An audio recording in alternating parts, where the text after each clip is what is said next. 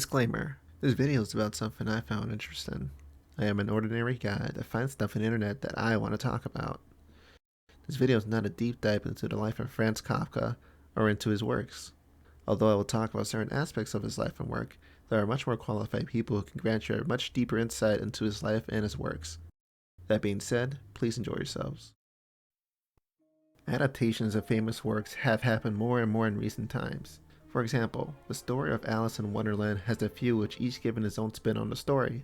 Take this adaptation for instance, The White Rabbit Chronicles. It's about a zombie apocalypse.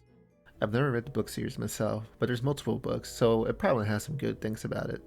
Let's go further though. Are there any other works that have had some influence from Alice in Wonderland? You know it. Pandora Hearts, a manga series later turned into an anime, has some characters that directly reference other characters from Alice in Wonderland. For example, the main character of the series, Oz, is based on a white rabbit, with Oz even carrying a pocket watch. Here are some more characters that will be shown on screen. This brings me to my next point. Is there anything more recent that was inspired by an old story? Well, there is. Something I found interesting is how an author born in 1883 will inspire a video game character in the 2010s. That's right, we're going to be talking about how Kafka inspired Kafka.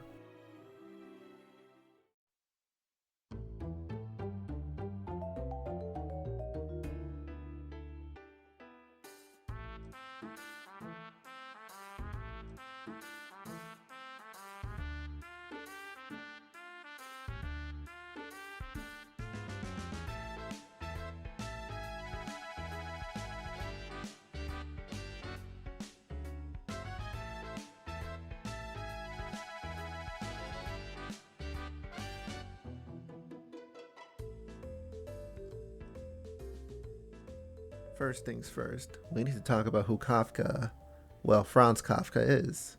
Franz Kafka was a Bohemian novelist born on July 3rd, 1883, into a family of German Jews. He was the oldest out of his other 5 siblings that would come after. 2 of these siblings would become his brothers, and the other 3 his sisters. Unfortunately, life would already give Kafka a bad start, as his 2 brothers would die before Franz was even 7 years old in their infancy. Not only that, but during his life with his mother and father, they will not be very supportive of his writing. In fact, his father was the most vocal of them all. His father, Hermann Kafka, was a successful business owner who started off dirt poor. He would eventually, through his strong work ethic, come out of poverty and well into the middle class.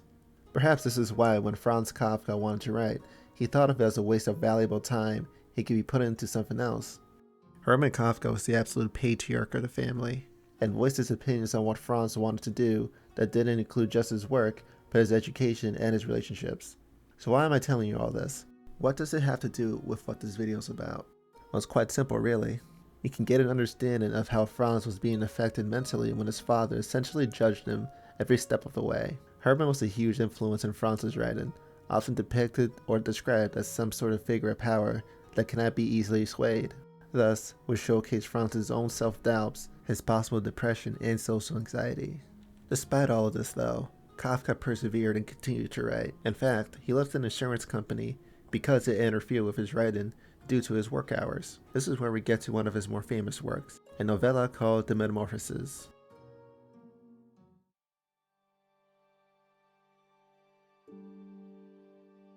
So for this next segment, I want to talk about The Metamorphoses. I have both read and listened to a reading of it, and I have to say, it's a great read and listen. In fact, if you haven't read it, or at least listened to it, then I recommend you do so right now. It's honestly a great read, and I'd be doing a disservice to it if I spoon-fed certain aspects of the novella to you. I'll wait until then. Okay, I hope you actually did do one of the things I asked, but if you didn't, then we're going to continue anyways. So, what's The Metamorphosis about? Well, to start, a man named Gregor Samsa one day wakes up as an insect. Yeah, as simple as that. Though the story doesn't say it outwardly, it does seem to imply that Gregor was transformed into one due to the stress of the job, as well as this job being the only thing he ever gets up for. Well, besides his family. It isn't like the job as his dream job either. He works as a traveling salesman, and due to this line of work, Gregor never develops his relationships with other people he meets. The only reason why he has his job is to pay off the debts incurred by his mother and father. His father was getting on in years and is unable to work as well as he used to. His mother was frail, having asthma. The only other family member in the household is his sister, Grete, who is 17 years old. She herself doesn't work because Gregor wants her to live her own life. The family will soon discover Gregor's transformation into an insect, which isn't exactly stated what he turns into. A maid will call him a dung beetle, but the way Gregor will act in his new form reminds me of a cockroach, so I'm gonna go with that. But anyways, in his new life as a cockroach, Gregor would now need to be taken care of by his family, and his family is terrified of him. Needless to say, because Gregor is a cockroach, he cannot speak human, so he cannot communicate with his family, and cannot work now. Despite being turned into a disgusting insect, Gregor doesn't really seem to be bothered by his transformation at first. Instead, he treats it as some sort of everyday occurrence, and worries about the ramifications that will lead him to losing his job. In fact, it seems he's more concerned with other things than his new body. Anyway, now that the family is put over Gregor's situation, they slowly begin to change. Grete, who previously had a close relationship to Gregor and cared for him out of love, now finds him more and more disgusted and only seems to take care of Gregor because she has to. His mother, who still saw humanity in Gregor throughout the story and holds her love for Gregor the most, will show that she cannot love something as disgusting as Gregor, despite being his mother. Gregor's father is the most telling character. He never really seemed to appreciate Gregor when he was human, and instead only really cared about him making money. Now that he can't, Mr. Samsa has to provide for his family and shows his true feelings to Gregor when he almost kills Gregor by throwing apples at him. One of these apples will become lodged into Gregor's back, remaining there for the rest of the story. The mental burden Gregor's metamorphosis has on the family has given them a chance to go through their own metamorphosis though. All three of Gregor's family members will get their own jobs and slowly begin to improve upon themselves.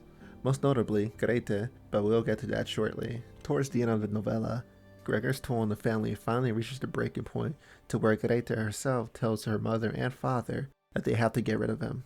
That creature is in Gregor, and they have to get that through their own heads. Gregor, who the family has been taking care of recently, hears this. Being injured in combination of also being underfed, he scurries back into his dark, dirty room and realizes it would be better off if he were dead. And so, he lets himself die.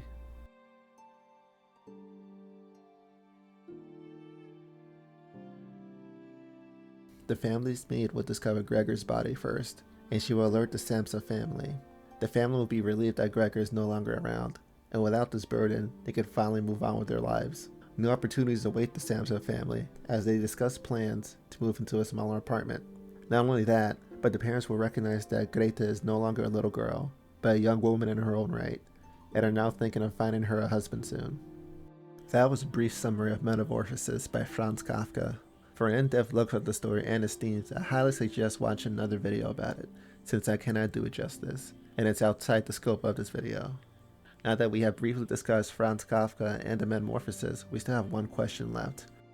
What does this have to do with a video game character? Hey yo! Just going to briefly interrupt my own video to say that if you liked this video so far, then please leave a like.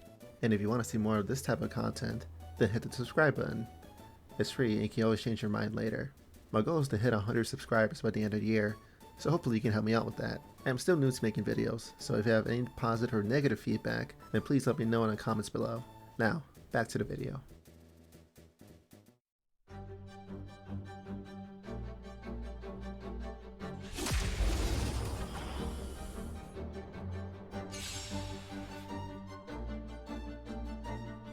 Stand still.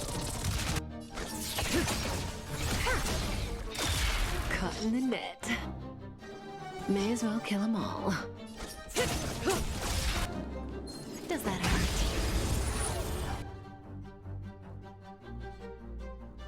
May as well kill them all. Stand down. Stand still. Does that hurt? Good times never last.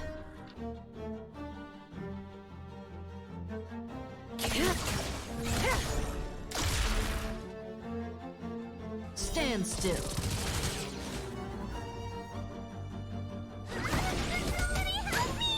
Relax.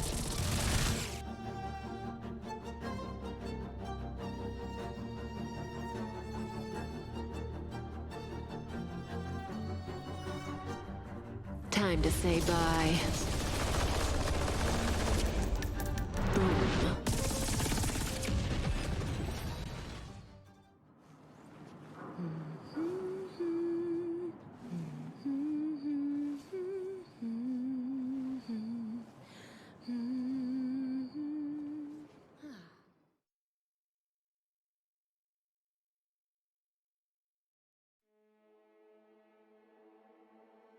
So, after watching that, you might think I'm messing around here. I mean, how do we go from a story about a man that turned into an insect who eventually gets alienated from his family to the point he dies, to a female devil hunter that is wanted throughout the galaxy? From this point forward, I'll refer to Franz Kafka, the actual real-life Kafka, as Franz.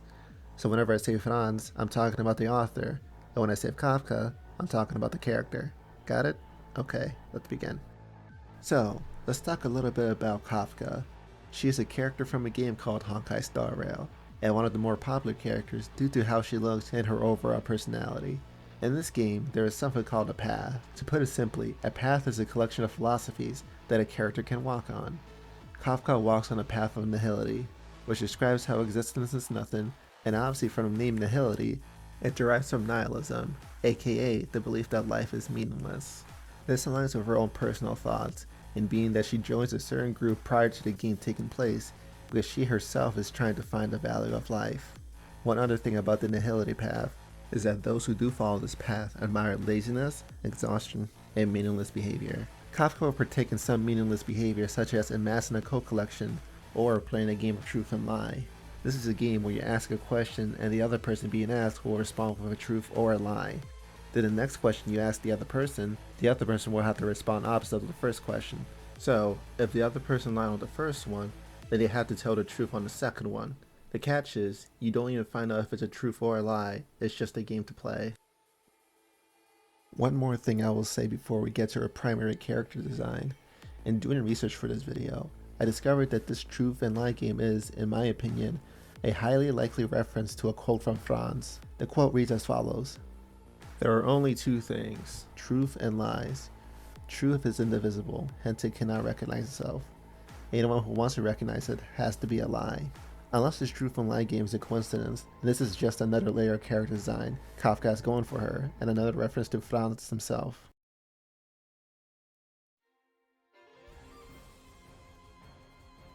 Kafka's design is based on the metamorphosis, and just like Gregor, she doesn't have many personal relationships. In fact, she has very, very little, excluding the player character.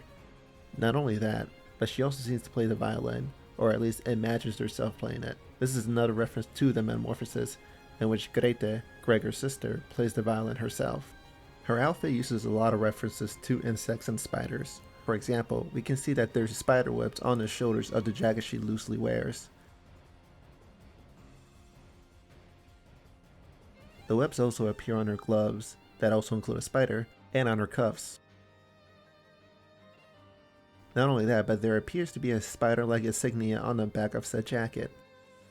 Speaking of the jacket, notice how the sleeves are freely flowing. Well, if you count those sleeves, her arms, and legs, she would have 6 appendages. Insects are known to have 6 legs, so there's another reference right there. Something some species of insects and spiders have in common are multiple sets of eyes, and what do we have here? A pair of sunglasses that do in fact reference this. Something else a friend pointed out to me are the little clasps that Kafka wears. It seems as though they reference insect pincers, and I could kinda see it. And for the elephant in the room, there's a butterfly pin she wears. I'm pretty sure it's referencing how it's sort of stuck in her own web, but it could also be another nod to the right direction. Some other things to note is gameplay. Her overworld skill, as seen here, symbolizes a spider web.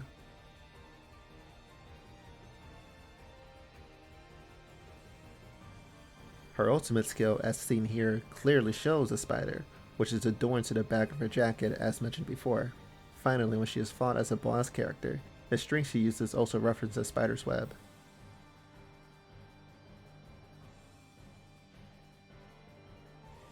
We're not done yet though. Although we were talking about Kafka's Star Rail adaptation, there is another game she appears in. Let me briefly go over Honkai Impact's version of Kafka, and just a heads up, I have never played this game, so this part will be a lot shorter.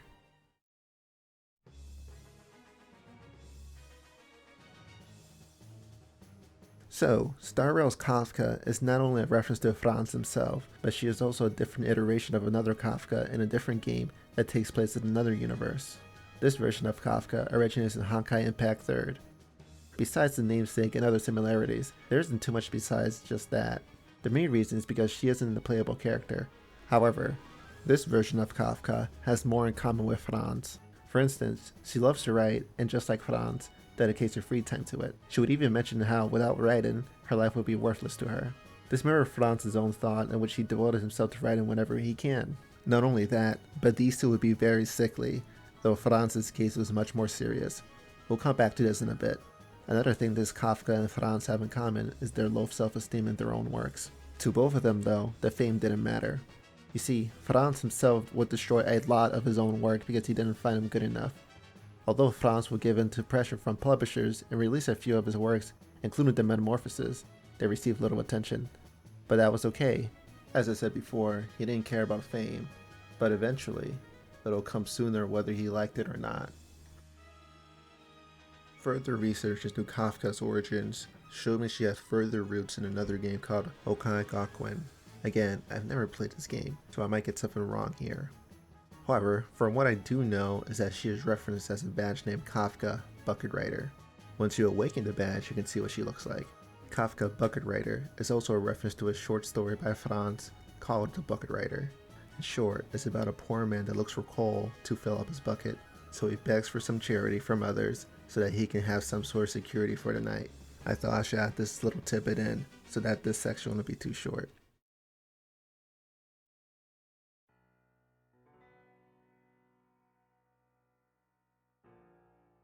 Franz was another brilliant mind who died in obscurity and became famous after his death.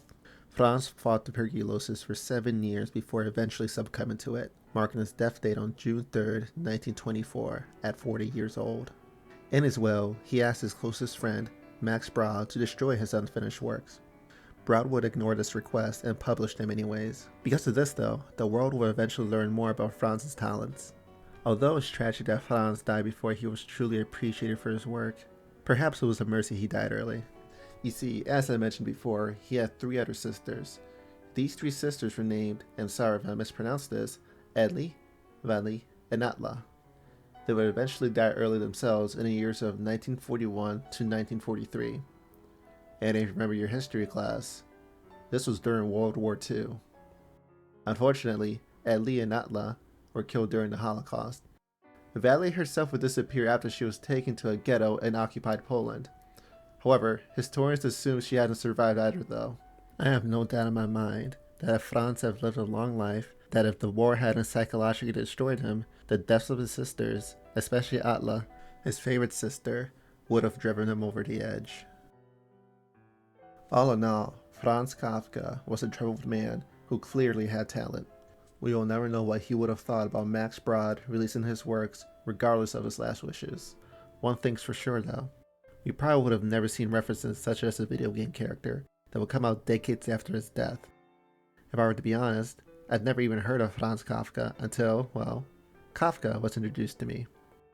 It led me to examine where she came from, and I'm glad I did. Though Franz did not believe in himself, Max Brod certainly believed in Franz. Adaptations of real-life people into other mediums will continue to happen. These iterations will continue to educate and fascinate people like me into looking into who these people actually were. I think in Franz Kafka's case, his legacy was well put together almost a century after his death. Thank you, Max Brod, for releasing Franz Kafka's work, and thank you, Franz Kafka, for never giving up on writing.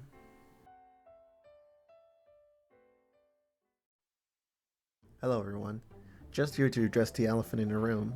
As you can see, I have been using a persona to manifest my thoughts so that you can have a clearer idea as to how I feel when I'm talking. This persona was made by a talented artist named Maritsuki, or Mari for short. When I came to her explaining what I needed, she was all for it and incredibly enthusiastic. Seriously, a true blessing to have her make this for me in a few days. I'll leave her Instagram in the description below if any of you want to leave a follow.